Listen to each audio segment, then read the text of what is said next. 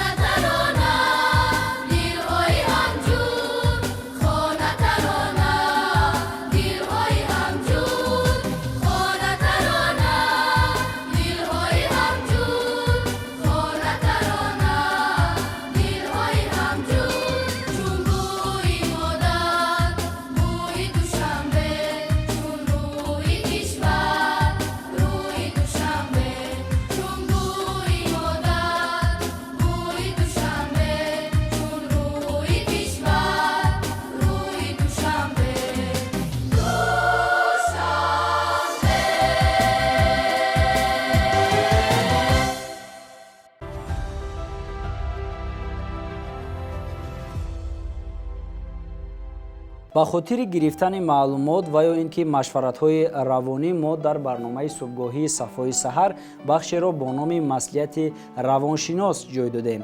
агар шумо дар худ мушкилоти гуногуни равонӣ, тарс, ғазаб, нобоварӣ, инчунин дигар мушкилиҳоро дошта бошед ки он ба саломатии шумо таъсири манфӣ мерасонад, пас ин бахш маҳз барои шумост. بله درست گفتید. در زمان امروز زیاده نفرانی که از مشکلی های روانی اذیت میکشند و در بین اینها کودکان و نورسان نیز به نظر میرسند. بینندگان گرامی بیاید مصلحت روانشناس را گوش میکنیم و به خود مصلحت های مفید میگیریم. بله بینندگان گرامی درست گفت سما و حالا روانشناس محمدالله دولتов باز هم برای ما و شما یک چند مصلحت های مفید میدهند. خوب تماشا میکنیم.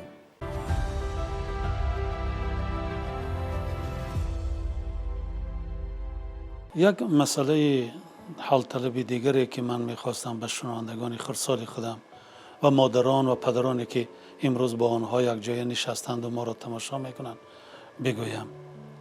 یک پدیده نامطلوبی امروزی جامعه که ما را به تشویش و نیز روانشناسان را به تشویش انداخته است، این جداشوی عائله هاست و متاسفانه این پدیده نامطلوب که آمارش نشان میدهد تمایل زیاد شوی را دارد. پس همین جداشوی که روندش یک بار صورت نمیگیرد، یک مدت معین میگذرد و بعد جداشوی صورت میگیرد، بین والدین همیشه این ماجراهای گوناگون عائلوی با آن برده میرسانند که گاه اشاره جداشوی را نسبت یکدیگر میکنند و شدن که جدا شده ماندن. کودک در روند جداشوی آنها آسیب میگیرد، آسیب روانی میگیرد.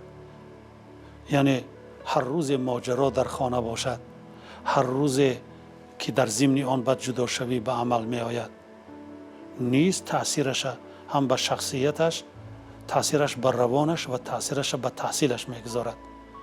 اکنون تصور کنیم که والدین جدا شدن، کاملا از نقطه نظر چی دولتی، چی رسمی و چی از نظر شرعی جدا شدن. آنگاه کودکان تقسیم شده ماندن. روند من بعدی حیات کودکان جدا شده چگونه است؟ اگر تقسیم کرده باشند دو کودک را به اون خانواده و کودکی چندی را به این خانواده، حیات این کودکان چگونه است؟ نگرید که ما باید دانیم که در وجود کودکان دو مهرخانه همیشه وجود دارد، مهرخانه پدر، مهرخانه مادر. اگر آنی که با مادر ماند از مهرخانه پدر به نصیب گشت، خالی است جاش، و اگر آنهایی که واقعا با پدر رفتن از مهرخانه مادر به نصیب ماندن، پس چی باید؟ تأثیر است. خمار مادر میکشد، اینش میگن خمار پدر میکشد. و اگر باز عائله دار شوند، اینها عائله دیوم را برپا کنند، باز مشکلات گوناگونی موجود شوی. مسئله پیدا می شود که چگونه این برادر، این کودکان نو آمده، او برادر را اکا گوید، اوکا گوید، اپا گوید، خواهر گوید، پدرنده را پدر گوید. مانع‌های پسیخولوژی زیادی پیدا می شود. مناسبت شخص پدراندر و مادراندر چگونه است با این کودکان؟ در خانه پدری چگونه است؟ در خانه مادری چگونه است؟ در عائله های نو نگاه کنید چگونه پرابلم های نوی به وجود می آید که ما پسیخولوژا این مسئله رو دیده ایستاده ایم. این کودکان شاهدند، در گرداب شکنجه های جدایی قرار دارند. بنابراین ما با مادران جدا شده، با پدران جدا شده کار میکنیم که مهرخانه هایتان را پر کنید. برای همین قانون دستور میدهد که امکان دهید که با مادرش واخورد، همین مهر را پر کند، از گرمی مادری پر شود، اینش از گرمی پدری پر شود. وگرنه در گرداب شکنجه های جدایی عذاب میکشند. نه پدراندر نه مادراندر.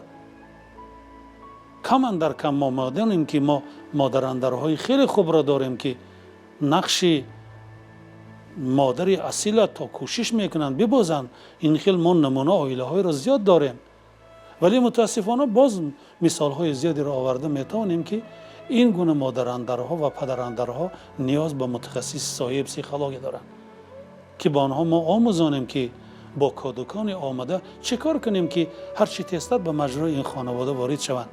چگونه این دادرچه در این عائله بوده را دادر عزیز گوید، اکا گوید، اوکا گوید؟ این معناهای باطنی پسیکولوژی اند.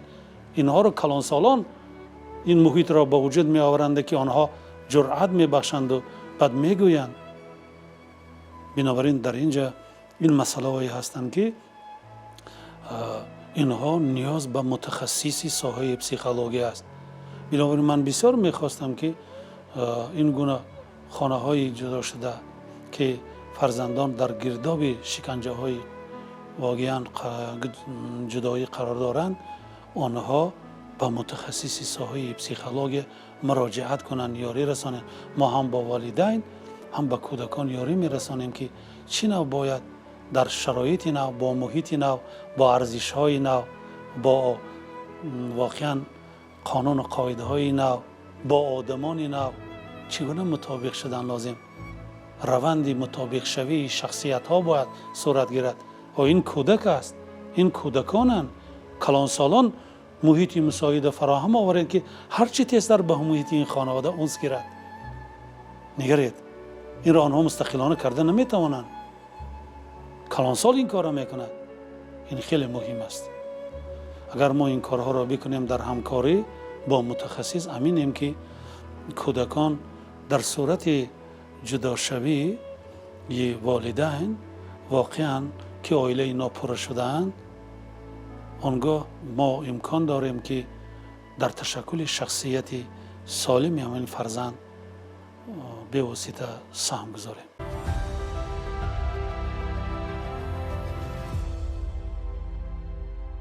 رستنی ها در حیات ما انسان ها نقش خیلی مهم رو می‌بازند. آنها برای ما هم محصولات غذایی و هم هوای تازه می‌دهند. محض به همین خاطر ما در برنامه صفای سحر بخشی رو جای دادیم برای پرورش و نگاهبینی گل و رستنی ها که شما می‌توانید با تماشای آن از طرز پرورش یک نمود رستنی برای خود چیزی بگیرید.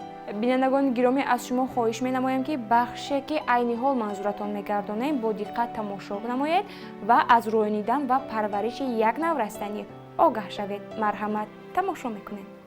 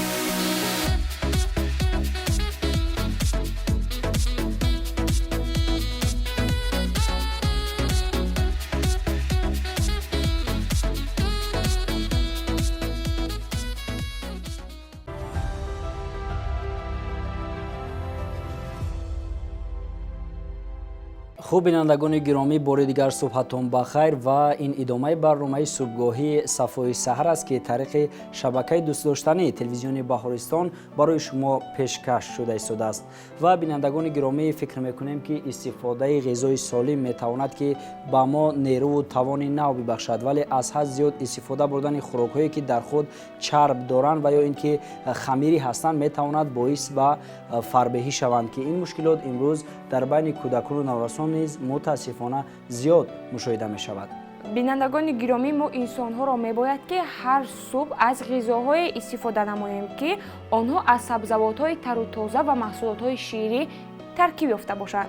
خوب بینندگان گرامی، بخش نوبتی را تماشا می‌نماییم. همکارمان اکرام و صایبه برای ما و شما طرز تیار نمودن چینه و صبحانه را نشان می‌دهند. مرحمت تماشا می‌کنیم.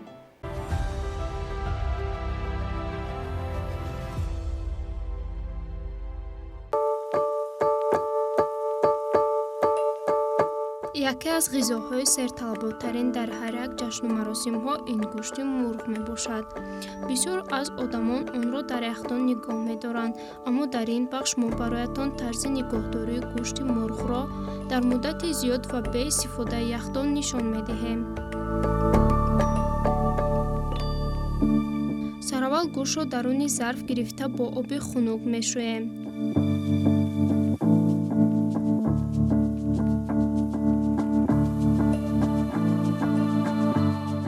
пас он гӯштро бо истифодаи сачоқчаи коғазин хушк намуда ба он ба миқдори муайян намак мекунем. барои хуштамияш ба он забудаҳо илова месозем. барои муддати зиёдтару тоза истодани гӯшт моро мебояд ба он сирко илова намоем. пиёзро ба шакли давра реза менамоем. реза намудани кабудиро низ фаромӯш намесозем. кабудӣ ва пиёзро якҷоя намуда ба он ба миқдори муайян намак илова месозем. зарфи шишагинро хуб шустушӯ дода хушк менамоем. ба даруни он сараввал пиёзро бо чунин тарз мегузорем. гӯшти мурғро ба тарзи дарозрӯя ба он гузошта рӯи онро бо пиёз рӯй пӯш месозем. боз ба болои он гӯштро мегузорем. ана ҳамин тавр.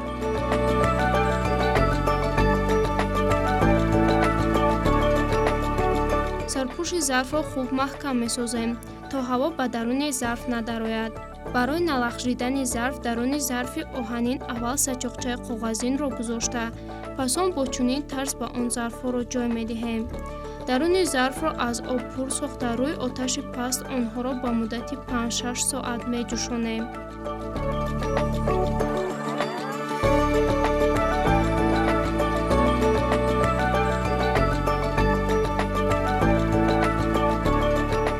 пас он зарфро гирифта мунтазир мешавем, то об хунук гардад. зарфҳоро гирифта бо сачоқчаи коғазин онҳоро хушк мекунем.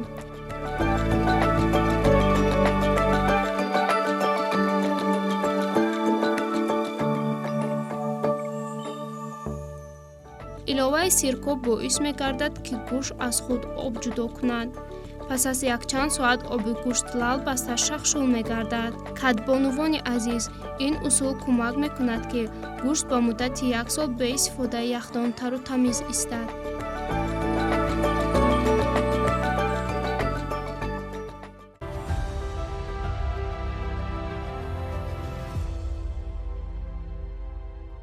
шахсоне мехоҳанд ки субҳи худ ва давоми ин рӯзро бо ханда сипарӣ намоянд, пас ин бахш танҳо барои онҳост. бале бинандагони гиромӣ, ҳоло ба хотири табихуши шумо бо ҳам саҳнаи ҳаҷвиро тамошо мекунем. марҳамат.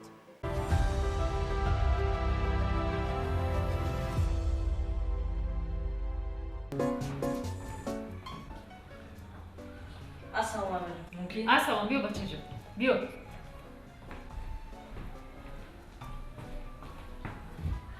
Хуб, ана майваҷон китоби муар.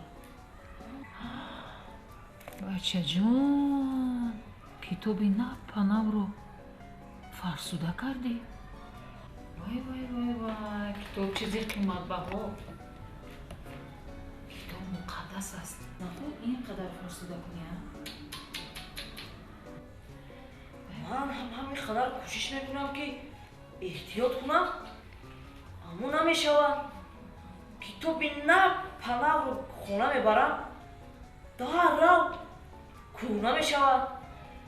از چی سبب باشد خودم هم نمیفهمم. من با تو میفهمم چطور با کتاب مثبت کردن دوست. کاشکی معلم جان التماس با من یادید. بچه جان تصور کن که انا همین کتاب پدرت است. پدرم بله کنی با این کتاب همچون با پدرت مناسبت کن.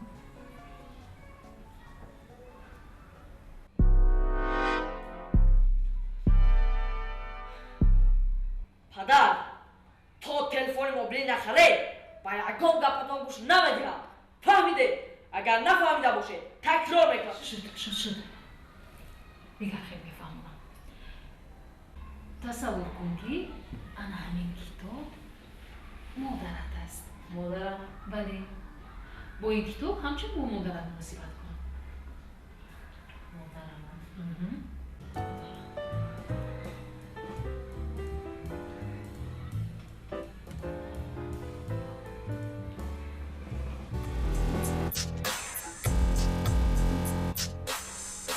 مادر جان اما 100 بار گفتم این تخم بیریان با دیلم زد. گوش بیریان کنه. یک دویمش این که وظیفه خانگی من رو نادرست اجرا کرده. دیروز معلم ها از من ایراد گرفتن. شد بچه جان اینم نشد دیگر خیلی میفهمم. خب تصور کن که انا همین کتاب دو درک خوب دکه تو است. با این کتاب همچون با دو درک مناسبت کن. کنی بینم دو درک. بله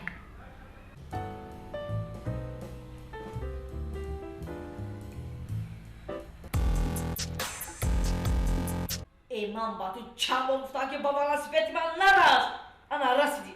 برو با تو. توپی من کنی. با تو بگم. کنی.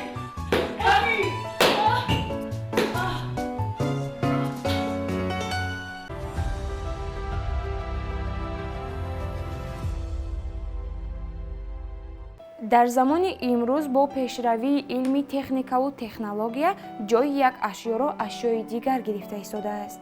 вале китоб тамоман чизи дигар аст ки ҷои онро чизе гирифта наметавонад ва мутолиаи он метавонад инсонро танҳо ба роҳи дуруст ҳидоят намояд. бале бинандагони гиромӣ дуруст аст ва ҳоло бахши муаррифии китобро пешниҳодатон мекунем. китобе ки айни ҳол дар дасти мо аст ном дорад руд ва қатра аз нозирҷон баҳорӣ. бояд бигӯем ки дар ин китоб як қиссаи хеле хуб вобаста ба руд ва қатра оварда шудааст ки бо расмҳои хеле зебо он оро ёфтааст ва ҳоло барои мо чанд мисраи онро само қироат мекунад. фасли тобистон будааст. ҳаво бас тафсон будааст. шӯру шарар бардоштааст. олам ба сар бардоштааст. аз ҳарорати офтоб барфҳо гардида об. аз тори кӯҳсорон ҷорӣ шуда ба поён. дар байни дарьё будааст як қатраи худпараст. бинад ки дарьё равон аз баландӣ ба поён. худро боло гирифтааст. рӯи дарьё гирифтааст. наҳри калон гаштааст. пеш равон гаштааст. руд магар девона аст? аз ақл бегона аст. ӯ ба куҷо меравад? поён чаро меравад? ва бинандагони гиромӣ, агар шумо хоҳед ки давоми анамин қиссае ки ба риштаи назм кашида шудааст хонда ва аз мазмуни он бохабар шавед, пас ин китобро метавонед аз китобхонаҳо дастрас намоед. китоб ном дошт руд ва қатра ки ба қалами нозирҷон боҳирӣ тааллуқ дошт.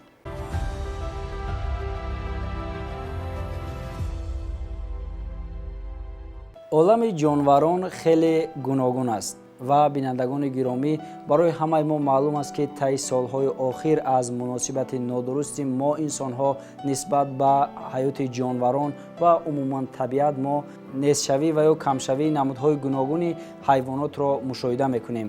و بینندگان گرامی، مخصوص به همین خاطر ما هر صبح وابسته به این یا آن نمود جانوران صحیفه را آماده میکنیم و به خاطر حفظ آنها، آموزش آنها شما می توانید که این بخش را تماشا نمایید.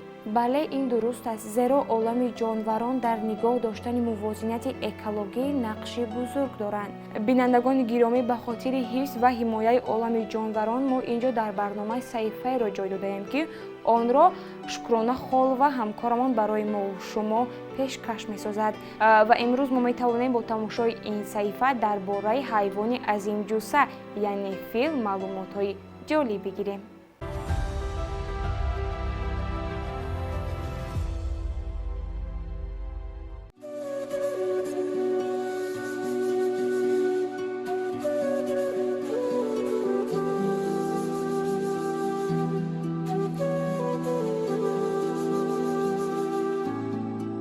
صبحتان بخیر بینندگان گرامی.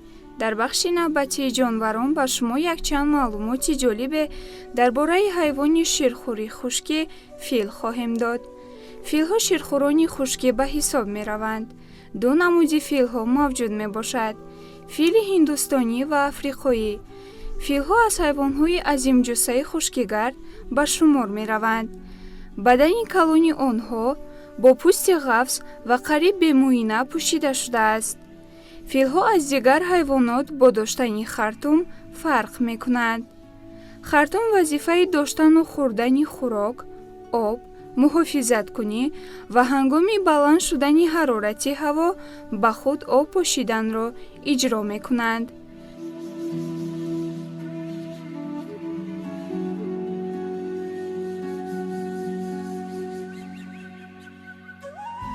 در نوع خرطوم برجستگی های نازک و خیلی حساس جایگیر شدند که توسط آنها جسم های خورداندازه را از روی زمین چینده گرفته می توانند. خرطوم در فیل ها از سبب کوتاه بودن گردن، سری خیلی کلان و پای های ستون مانند کلان داشتن در نتیجه وصل شوی بینی دراز شده به جاغ بالا به وجود آمده است.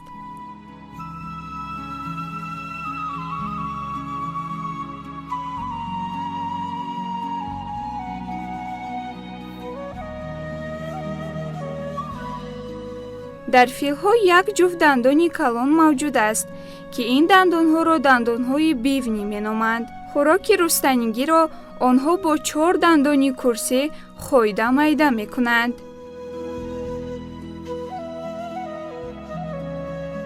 فیل افریقایی از روی کلان بودن سفره گوشت و اندازه بدنشان از فیل هندوستانی به کلی فرق می کنند.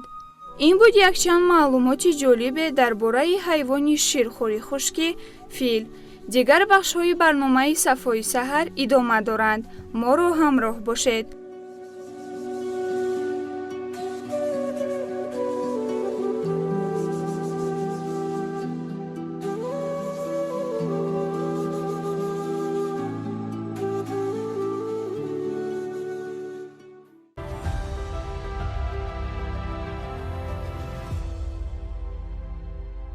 اگر آموزش علم‌های دقیق برایتان پسند است و یا می‌خواهید درباره زمین، سیاره‌ها، کائنات، عموماً تمام هستی معلومات مفید گیرید، پس می‌توانید بخش نوبتی برنامه صفای سحر را تماشا نمایید. بینندگان گرامی، با تماشای صحیفه نوبتی ما و شما درباره پیدایش زمین معلوماتی دقیق‌تر می‌گیریم. مرحمت تماشا می‌کنید.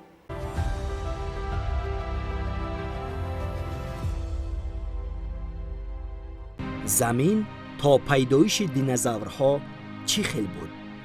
بیایید به زمانهای گذشته رویم. این چی خیل شوق‌آور است. ما از عصرهای میانه گذشته با آدمان قدیم واخورده، با آدمان اولین ملاقات کرده مخلوقات زیر آبی را تماشا میکنیم. به دوره آغاز تشکیل کائنات میرسیم. این تومنپاره بزرگ است که از آن سیستم آفتابی ما به وجود آمده است. و حالا از ابرهای غفص گوناگون رنگ عبارت است که در ترکیبش تنها هیدروژن و گلی دارد. تومنپاره فشار خورده تا رفت سخت‌تر می‌گردد. موافق بعض نظریه ها این تومنپاره یک زمان ترکیده است. ضربه موجها به تومنپاره از هر طرف فشار آورده محور آن را سخت گردانید و در مرکز آن سلسله ریاکسیه های یدرایی به عمل آمد. با تاثیر آن تومنپاره نور برآورد و بعدی چنده به کره سخت فروزان تبدیل یافت. این همان آفتابی امروزه ماست. این حادثه 4.5 میلیارد سال پیش رخ داده بود. آن وقت سیاره زمین وجود نداشت. در اطراف آفتاب گرد و چنگ و پاراسنگ های کیهانی دور می زدند.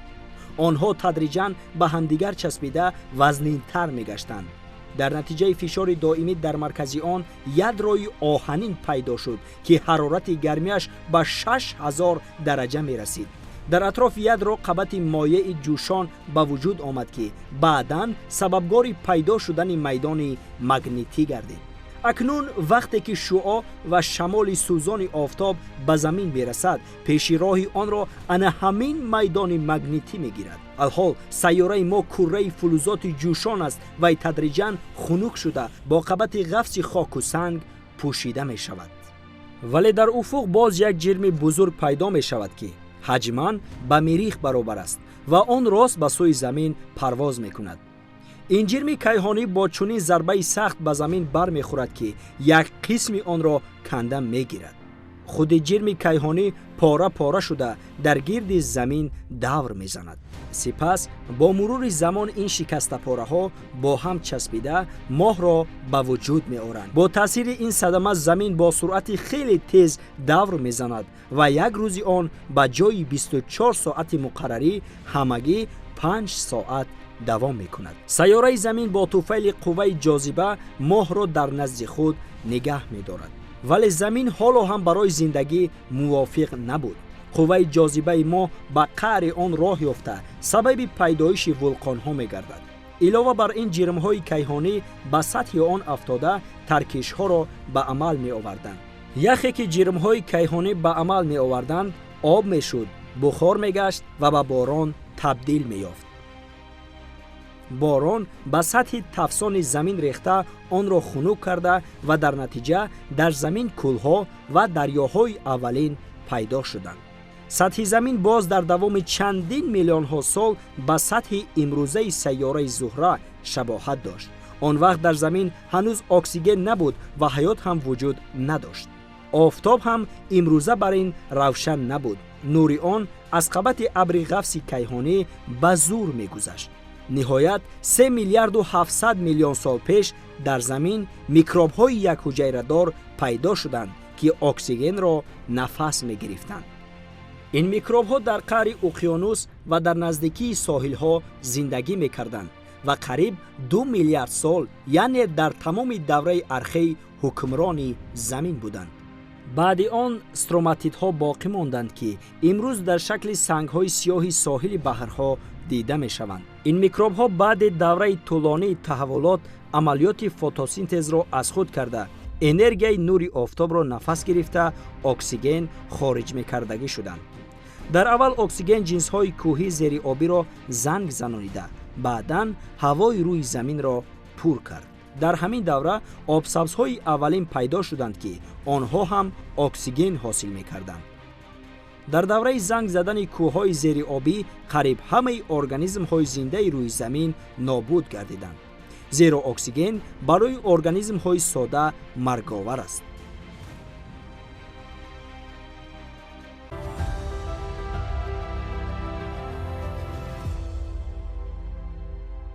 ҳамарӯза муассисаи давлатии телевизиони кӯдакону наврасон баҳористон барномаҳои худро аз соати 7 субҳ то 22 шаб пешкаши бинандагони худ мегардонад. имрӯз низ бинандаи азизи телевизиони баҳористон метавонад барномаҳои ҷолибу диданӣ ва филмҳои тасвириву ҳунариро тариқи эфири мо тамошо намояд. ва бинандагони гиромӣ, агар шумо вақти кофӣ надоред барои тамошои барномаҳои мо, албатта метавонед барномаҳои дӯстдоштаатонро аз сомонаи телевизиони баҳористон тамошо намоед. бинандагони азизи телевизиони баҳористон, бо гузашти вақтҳову лаҳзаҳо инҷо расидем ба фарҷоми барномаи субҳгоҳи Сафои саҳар. дар фарҷоми барнома бароятон танҳо тансиҳативу комгориро орзумандем. умедворем барномаи имрӯзаи сафои саҳар барои шумо рӯҳу илҳоми тоза бахшед ва дар ин рӯз танҳо бароятон кору пайкори тоза ва комёбиҳову муваффақиятҳоро орзумандем. бо умеди сеҳатмандӣ, сарбаландӣ ва саодатмандии шумо то субҳи дигар хайр.